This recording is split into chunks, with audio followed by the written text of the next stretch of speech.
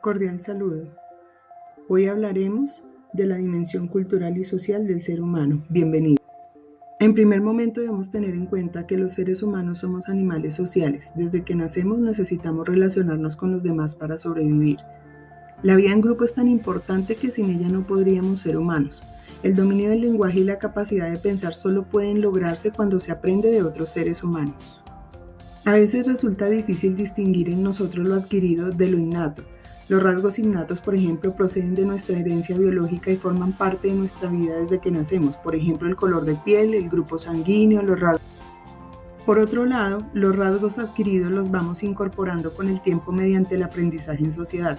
Por ejemplo, la lengua que hablamos, las normas que seguimos y las formas de vestir. La diferencia entre los rasgos innatos y los adquiridos puede apreciarse en todos los ámbitos de nuestra vida. Por ejemplo, las características que distinguen a las mujeres de los hombres. Existen rasgos anatómicos que nos diferencian y que son innatos. La diferencia de sexo es un rasgo biológico, mientras la forma de comportarnos es un rasgo adquirido. Para que un individuo pueda integrarse en la sociedad, debe interiorizar en su vida características del grupo al que pertenece. Eso es lo que llamamos socialización. Es decir, que los seres humanos se convierten en miembros de una cultura específica, teniendo en cuenta que la cultura implica creencias, normas, valores, expectativas y tradiciones propias de una sociedad. Además, la cultura que compartimos con los demás está integrada por algunos elementos. Primero tenemos las ideas como conjunto de conocimientos, opiniones y visiones del mundo que son compartidas por los miembros de un grupo social, por ejemplo, los conocimientos médicos y las... En segundo término tenemos las normas como reglas que organizan la vida en sociedad. Por ejemplo, las leyes escritas, los mandamientos religiosos. Tenemos en tercer lugar las instituciones que son prácticas sociales establecidas que se mantienen vigentes a lo largo del tiempo, como una escuela, un hospital. Tenemos los objetos que son producidos por un grupo humano que también forma parte de su riqueza cultural, como la vestimenta, las herramientas. Tenemos las técnicas, que son procedimientos que un grupo social utiliza para intervenir en la naturaleza y satisfacer sus necesidades, como las formas de cocinar y de construir. La existencia de distintas culturas hace que cada sociedad viva de manera diferente. Vemos cómo las etnias son entendidas como conjuntos de personas que comparten una misma cultura y formas de vida. La antropología cultural entonces estudia las culturas y ha registrado la riqueza y variedad de las formas de vida. Se creó el etnocentrismo, que era un movimiento que creía que la etnia propia era la buena y natural, mientras que las demás se consideraban absurdas, y esos abusos llevaron a juzgar los rasgos y costumbres de las otras sociedades.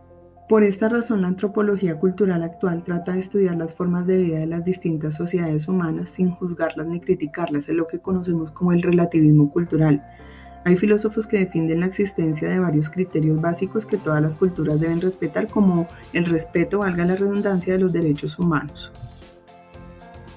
Debemos tener en cuenta que nuestro mundo actual es una sociedad en donde las distintas culturas se interrelacionan y se mezclan entre sí. Los defensores de las culturas minoritarias consideran que todas las culturas deben ser respetadas y tienen derecho a practicar sus costumbres, su lengua y su religión con libertad. Eso es lo que conocemos como el multiculturalismo. De otra parte, el interculturalismo defiende una mayor interrelación entre las culturas que conviven en un mismo territorio, respeta el valor de la diversidad cultural e insiste en la importancia de establecer comunicación entre las culturas para pensar en un valor común. Por último, abordaremos la dimensión personal del ser humano. Veamos. Entendemos por persona aquel ser inteligente, consciente de su propia existencia, libre y racional. Esto hace que cada persona sea consciente de su singularidad individual como ser único e irrepetible. Una característica importante de nuestra dimensión personal es la autonomía. Los seres humanos somos los únicos animales capaces de preguntarnos por el sentido de nuestra existencia. En algunas sociedades tradicionales, esta pregunta ha obtenido algún tipo de respuesta mediante mitos, creencias, tradiciones o religión.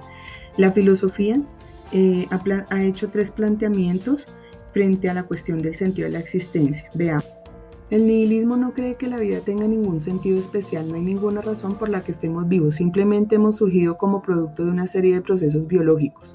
La inmanencia cree que el sentido de la existencia debe buscarse en la propia vida humana y la trascendencia considera solo es posible explicar el sentido de nuestra existencia en una realidad que está más allá de nuestro mundo. Por último, la libertad, la conciencia y el carácter singular de cada ser humano determina que cada uno sea portador de un valor intrínseco. Eso es lo que llamamos dignidad. Muchas gracias por su atención.